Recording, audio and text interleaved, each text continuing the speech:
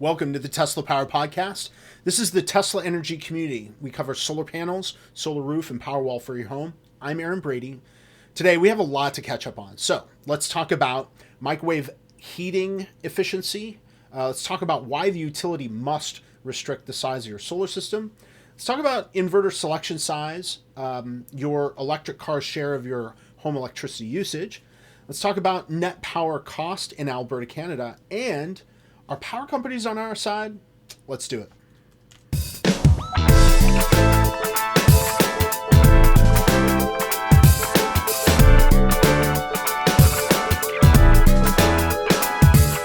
So we have tons of questions and comments to cover. And of course, we want to hear your questions and comments. So leave a comment below. You can also call 203 816-5150, or you can email teslapowerpodcast@gmail.com. For those of you that are feeling ambitious, you can record an unlisted video question in the YouTube app and send a link so I can put your video question in the show. First up, we have Ted Moss. He has a couple of really great questions that we should discuss. First, his comment about efficiency of microwaves. Quote, I disagree that microwave is an energy hog. It's much more efficient than resistance heat for the job of heating food, end quote.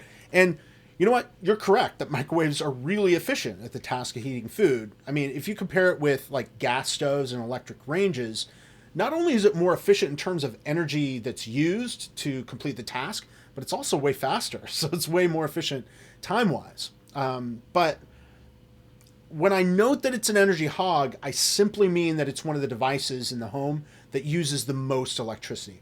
So I mean it in the same way that an electric car is the biggest energy hog of all. You know, it's it's the highest single electricity requirement in your home year round. So, you know, you compare it with other modes of transportation, it's many more times efficient than its gas counterparts, but its electricity usage is significant, and it'll be a major factor when you're managing the electricity usage in your home.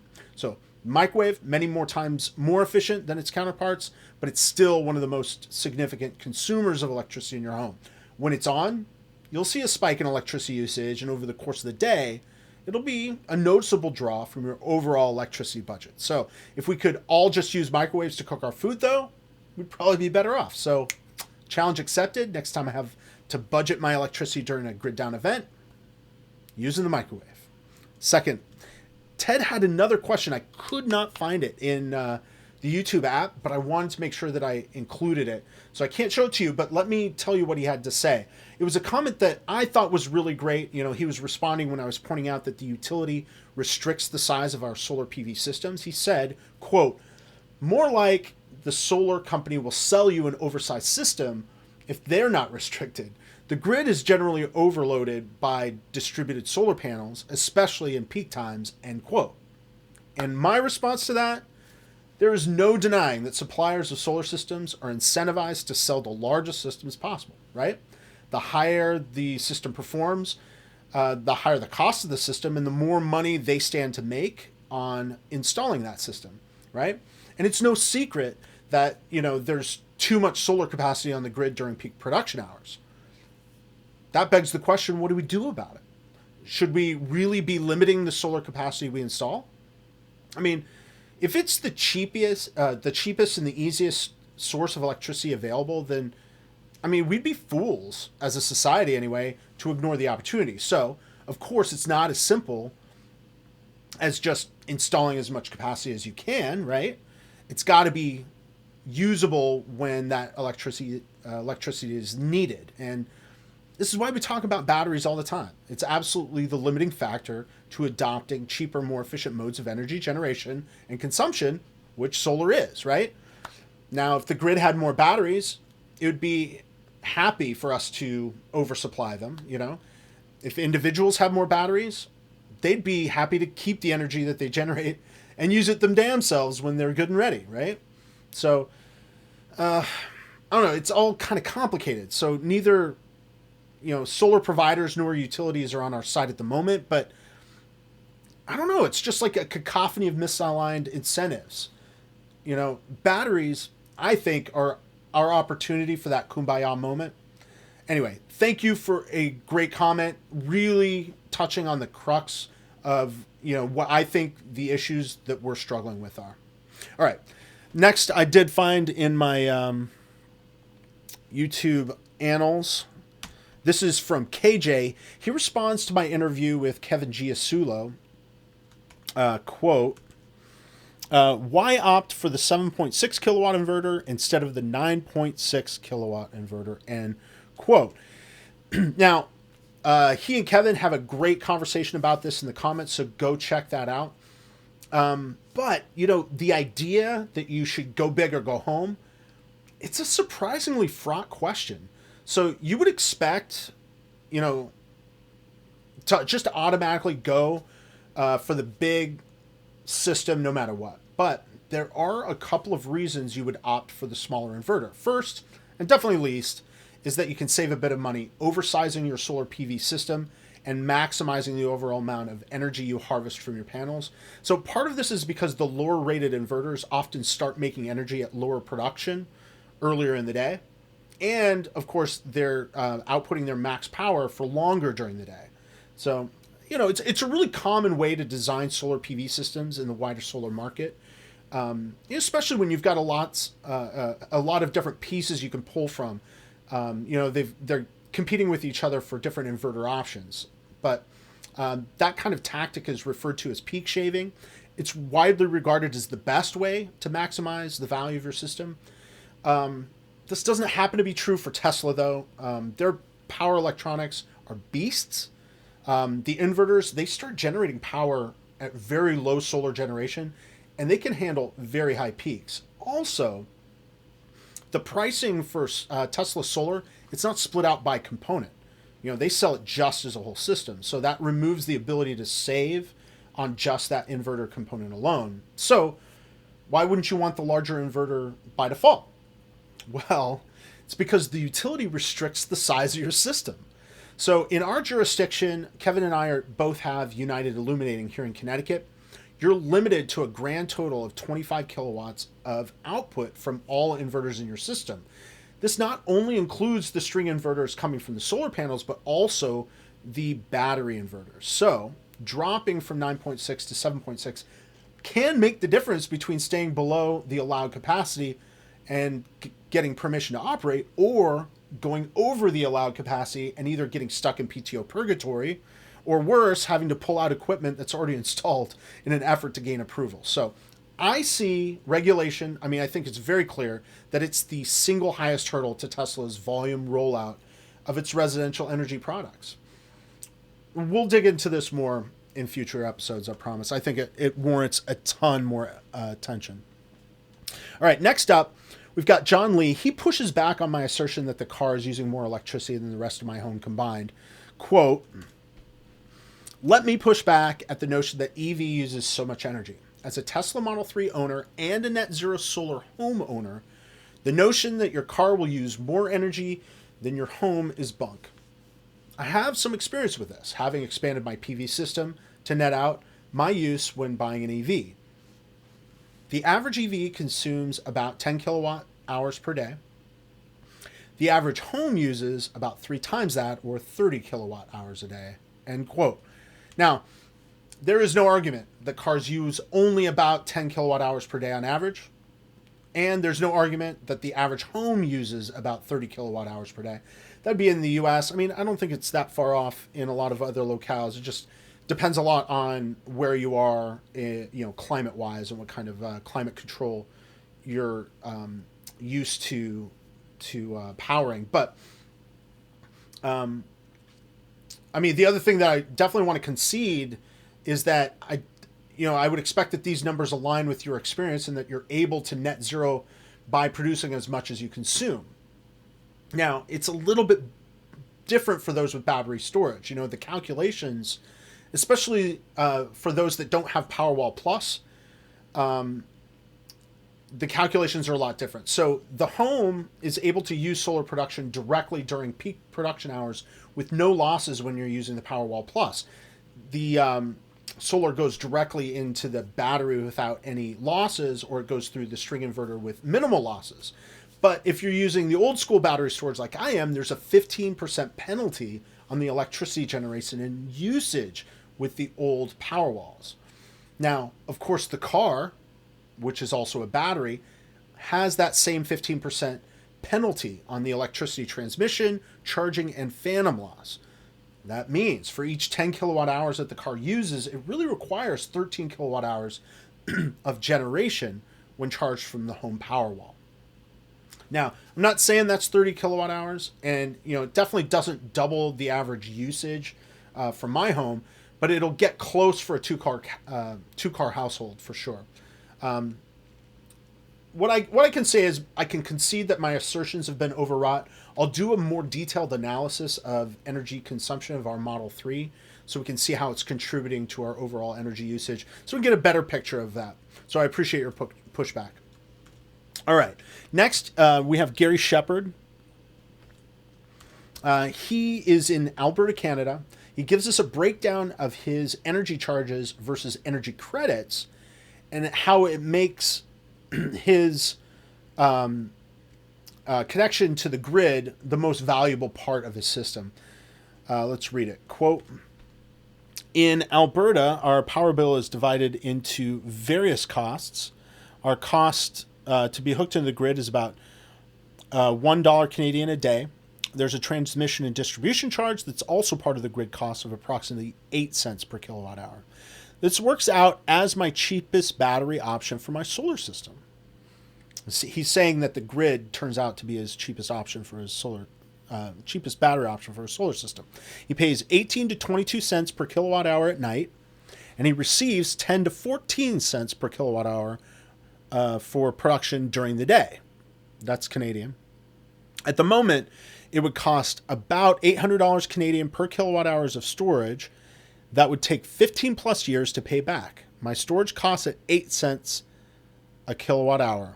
Also, on rainy, stormy, cloudy, or snow-covered days, I have access to all the power I need. End quote. There is absolutely no doubt that the grid is the best storage value for most customers at the moment. Zero question.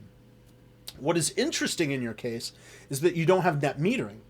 I mean, it would be even more valuable if you did have net metering.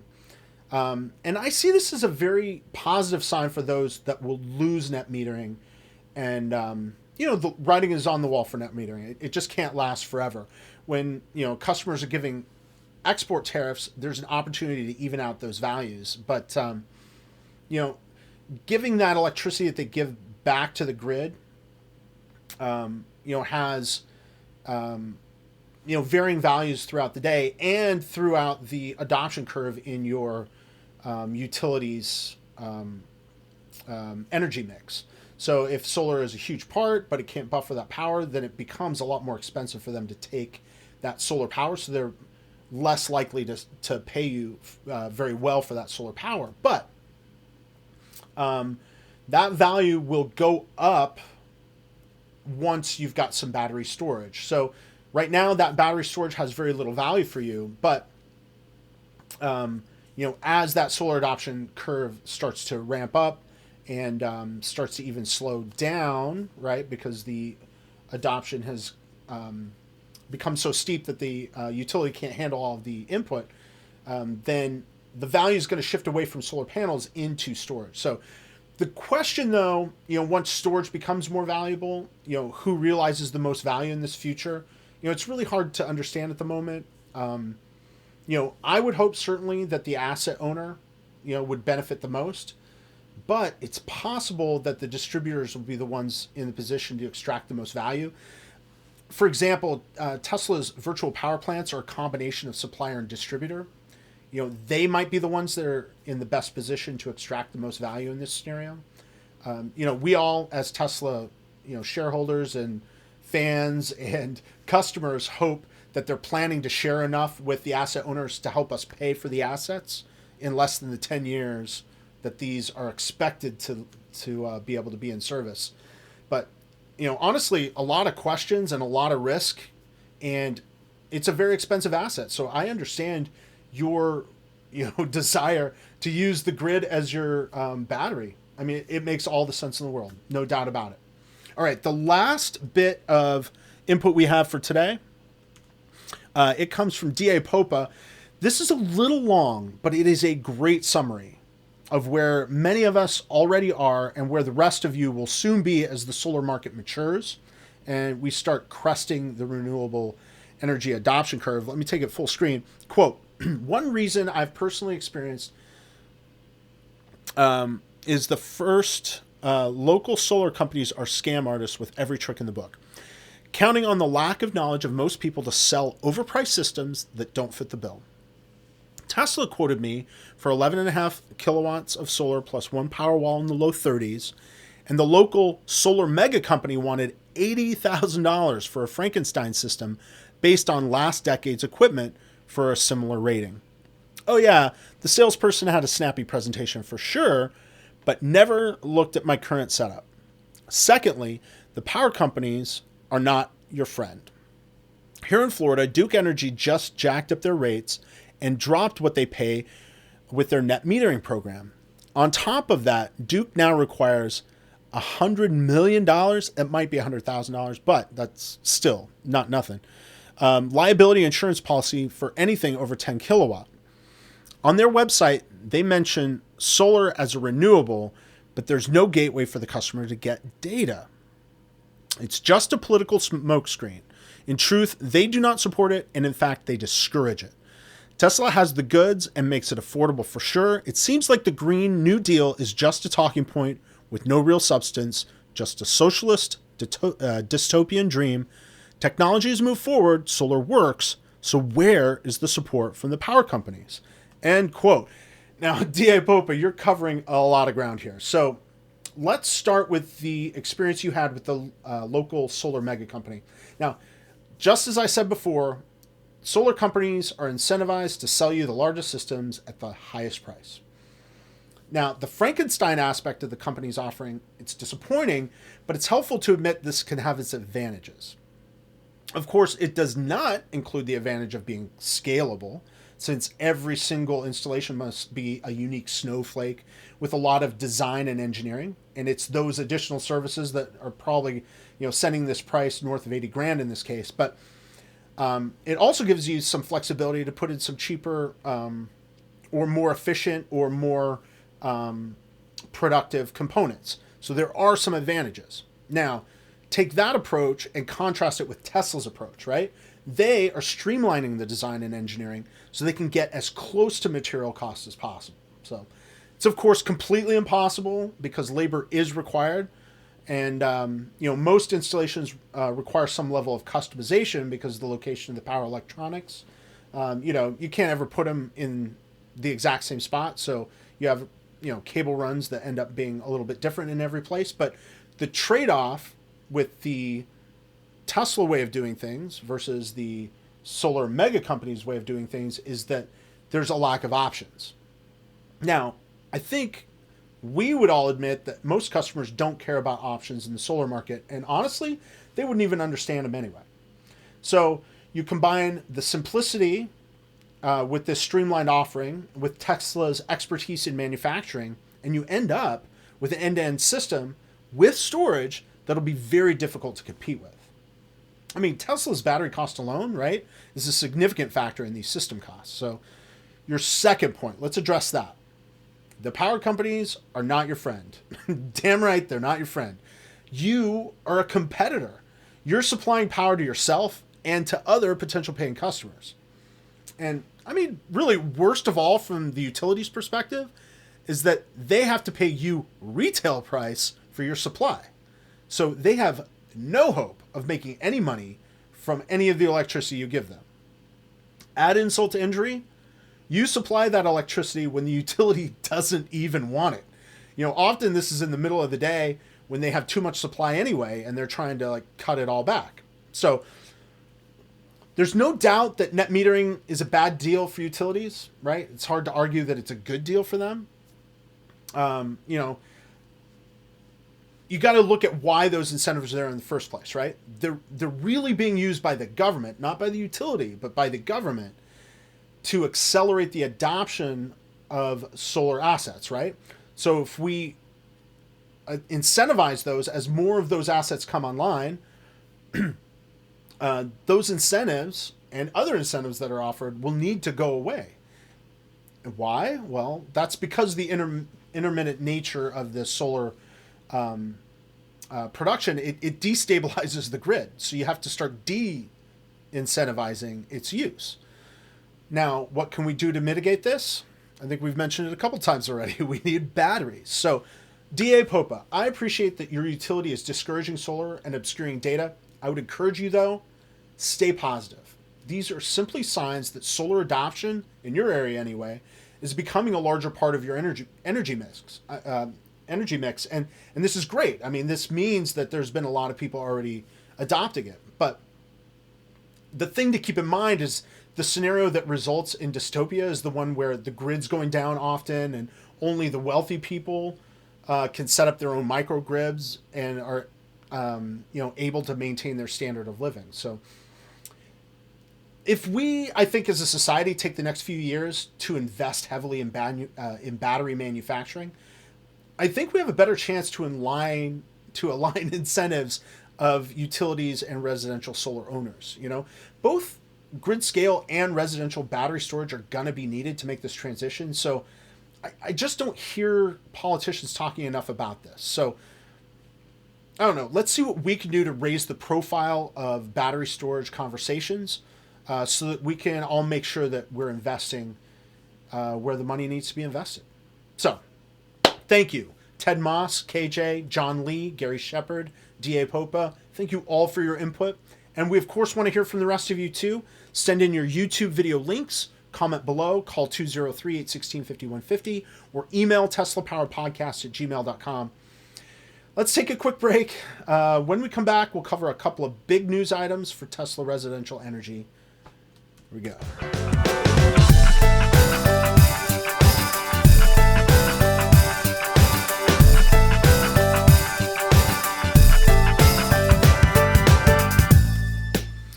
Electrek reports on a new financing option for Tesla Solar Roof. Let's take it full screen. Quote, Tesla is introducing a new way to increase demand through a new financing option. This is the tweet that they are referring to. The new financing option comes with 3.99 APR and with 10% down payment. End quote. And it's a reasonable offer. I think it's interesting in our current interest rate environment where the Fed is indicating they're going to raise rates. It makes me wonder a couple things, right? How long can they offer this incentive? Maybe they're even self-financing it, right? That way they wouldn't be at interest rate risk.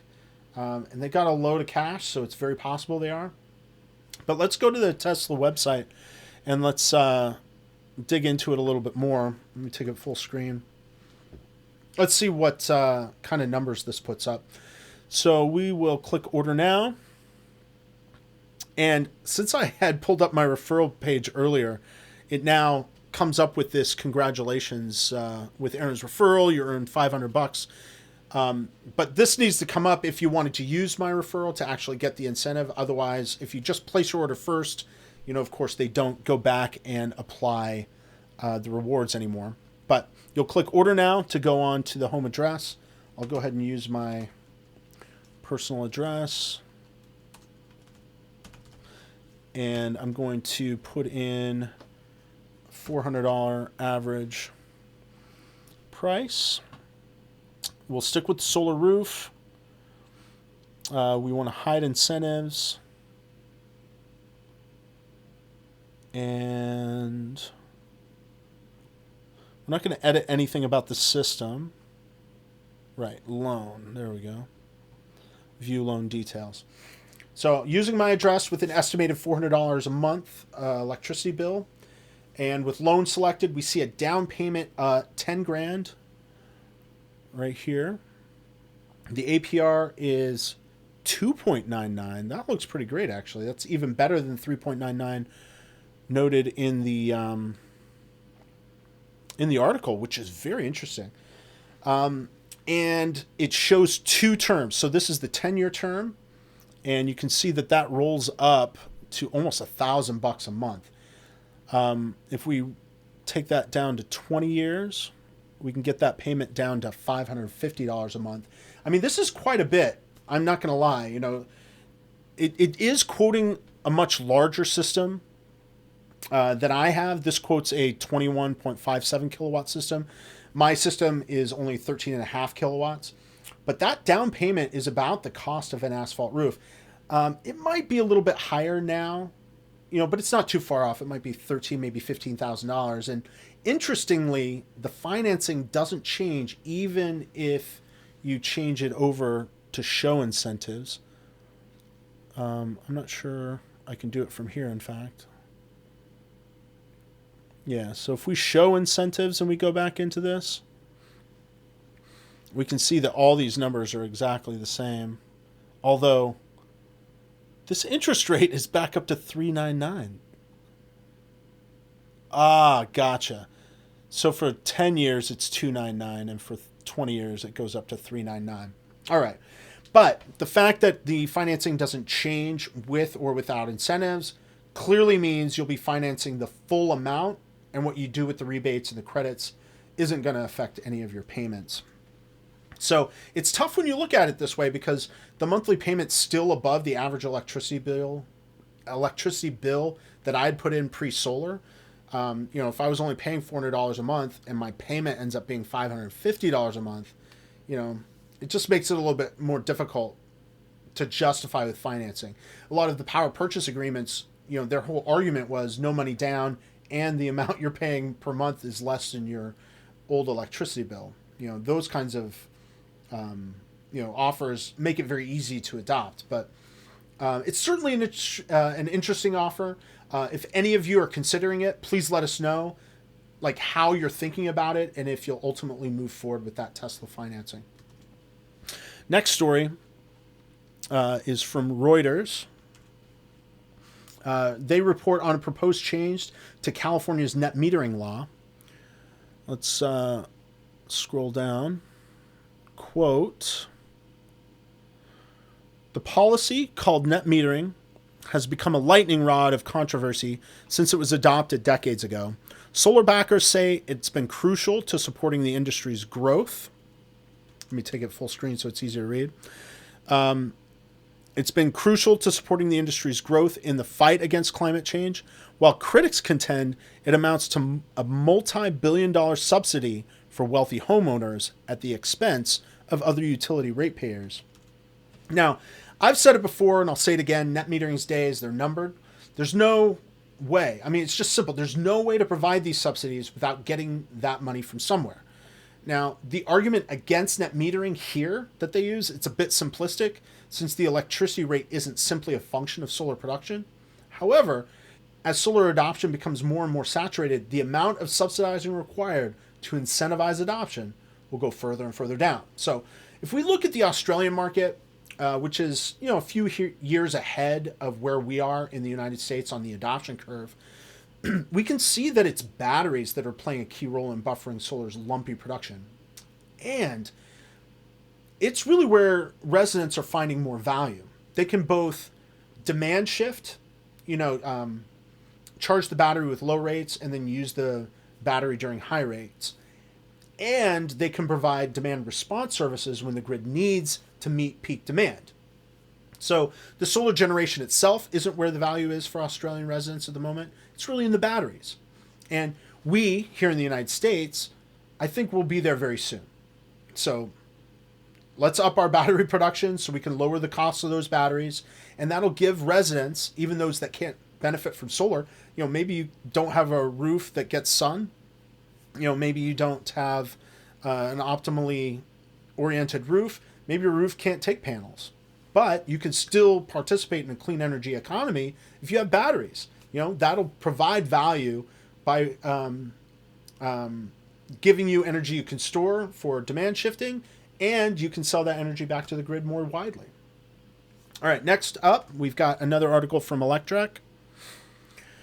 This one is about Biden's Build Back Better. It talks about what its effect on solar adoption is expected to be through 2026. Let's take it full screen. Quote,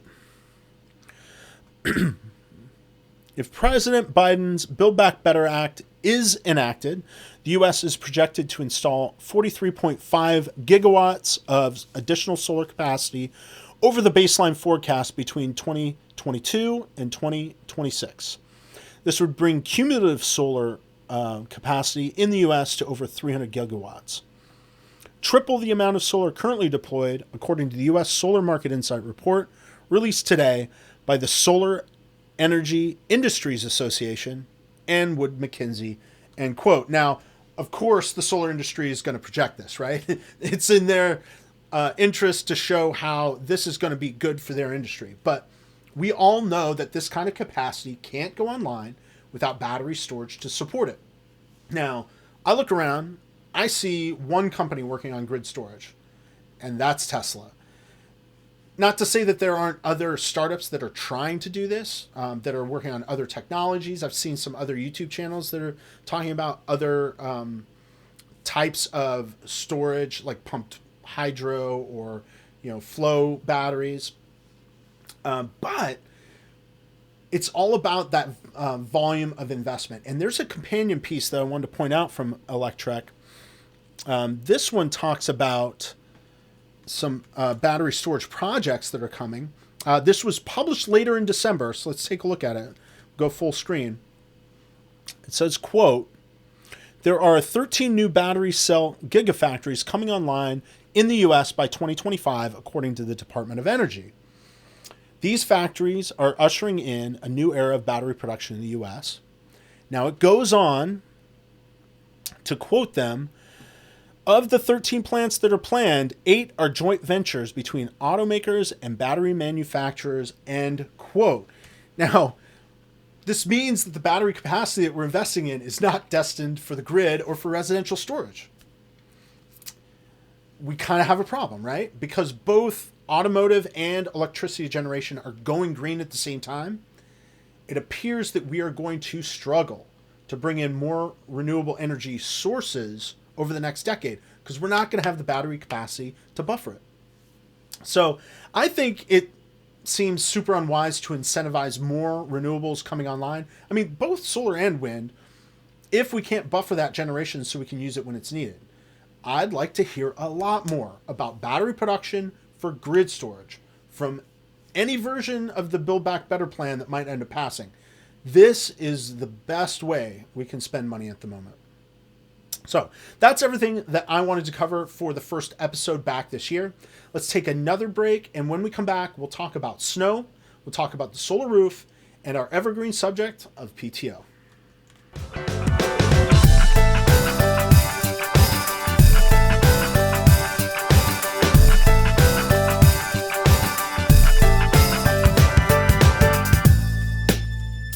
So we've had our first few snowfalls of the season, and Jeffrey Moulton sent in some really great photos of his solar roof. We get a peek at his neighbors too. So let me bring his photo full screen. You can see that it's nearly pristine on his roof. And his roof at this point is making electricity, which is awesome. You can see his neighbor to the left with an asphalt roof. You can see that the snow's covering it pretty substantially. But this next one is the interesting one. Let me see if it's this one here. Yes. Okay. So this is his neighbor to the right with the solar panels. And you can see they are completely covered. They are not going to be making any electricity for a couple of days. That's for sure. Now, with the combination of solar roof and batteries, it's really interesting, right? Jeffrey Moulton's got a really robust, really low maintenance system. I love it. And I love the way it looks on your house, man. So thanks for sharing the photos. Super interesting to see the contrast between you and your neighbor with the solar panels. And I wanted to show you a bit of video of our house and how it's shedding snow. So this is what it looked like during the snowfall. You can see that, there's some accumulation on the roof. We haven't really seen much accumulation on the asphalt in the front drive. But if I bring up this second video, you can see that neighbors in the area, all of their roofs are already getting covered. So this is right at the beginning. So some accumulation on the street, but still early times. But this is what it looked like later that day. Boom. Pristine, clean roof, just like Jeffrey Moulton's. And of course, we're generating electricity. There wasn't anything that I needed to do to get this done. Now, I did shovel the sidewalk, safety first, right? And you can see that I've shoveled my driveway as well. In fact, I got the kids' help to do it this time. I highly recommend that. Get the kids to shovel the driveway. But this was producing excellent energy most of the day. And I've got even a reverse view of the house. So this shows, not the side that gets the most sun. So this is going to... Yeah, this is the side that gets less sun, so you're not going to get as clean a shed from it. But it doesn't matter that much, right? Because it's also not going to be producing energy. So the fact that it doesn't have... as clean a break isn't as big a deal. Feels like we're in the ocean, right? All right, now this is something that's interesting. You can see that when the snow slides off the roof, that it creates these berms. It's great because we keep producing solar panel when the sun comes back out, but it's a little bit crazy. Like when I get low, you can see how deep this gets. Just imagine if you're standing under this. I heard some of it shedding off the roof. It sounded like a freight train. It was crazy because we had a little bit of snow buildup, or not snow, ice buildup over a couple of days where it was kind of between rain and sleet and snow. And when that shed off the roof, it sounded like somebody was falling off the roof. Really made me nervous when I heard it. But I didn't want to just show you some videos. I wanted to show you some numbers comparing our production with the production of my brother-in-law's conventional solar panel system. So let me bring up some of those numbers. Let me do it full screen. So this is his production over a week. You can see this is right after a snowfall, this first bar, where he's making, just over 2.5 kilowatts. He has a couple of good days of production, and then it snows again, and it goes back down to basically zero. So, these are several screenshots I've taken. Well, I've taken several screenshots of them, but I only want to show you a couple. But what it does is it compares my brother-in-law's system with how production curves are different each day. But you might remember that before the break, I was pointing out how his system is underperforming my system because of his roof's orientation. His house faces east-west, so his panels get terrible sun in the winter. That compares with my house that faces north-south. We put most of our production on the south side, and, you can see that, where his production goes all the way down to zero, we still, offer quite a bit. But the orientation thing is aside from the snow thing. So not only is his house all, oriented a little suboptimally, but he's also got just the traditional solar panels. So there are some gaps in his production. So if we take that full screen again, you can see, that it's not, producing the most efficiently, but right here is the one that's interesting. Can I zoom in? So we can see that monthly number, 197.63 kilowatt hours for the entire month of January so far. We're not quite at the end, but we're close. We go over to our production here. We're at 424 kilowatt hours. So we're more than double what they've produced with zero maintenance. So where his gets down to basically zero after there's snowfall, it slowly recovers over several days until again, he gets back to basically zero for production. Ours, it stayed fairly consistent. Now you can see these low production days, but these are days where it's cloudy. So it's not just about the snowfall. It's about, the days where the snowfall gets good, where the sunshine gets good again and you can produce. But if you got snow on your panels, you can't. You don't have that ability. So it's a non-obvious advantage to the Tesla solar roof. The science behind it is there's a thin film of water that develops between the roof and the snow because it stays, pretty warm at that barrier. And because the tiles are made of glass, when the snow gets heavy enough, that layer of water, can't support very much weight, and all of that snow simply slides off the glass. So It's not all rosy as you saw in the video. You know, when the snow falls off the roof, it creates those huge berms. It'll block walkways and it'll knock down the occasional unlucky pedestrian. So don't get caught underneath, you know, one of those snow shedding events. Definitely, it'll be unpleasant. But overall, I would say a pretty cool story. So we haven't had any progress on PTO. I need to follow up with Tesla, so by next episode, I should have an update. Unfortunately, I think we're likely to hit a full year without PTO. I hope I'm wrong. Really, I hope I'm wrong. But that will do it for episode 40 of the Tesla Power Podcast. You're welcome to use my referral code. If you want to use my referral code, you can save $500 on a solar roof and $300 on solar panels. You can go to ts.la/Aaron62310 to place your order. And I'm your residential energy community organizer, Aaron Brady. Let's do this again on the next video.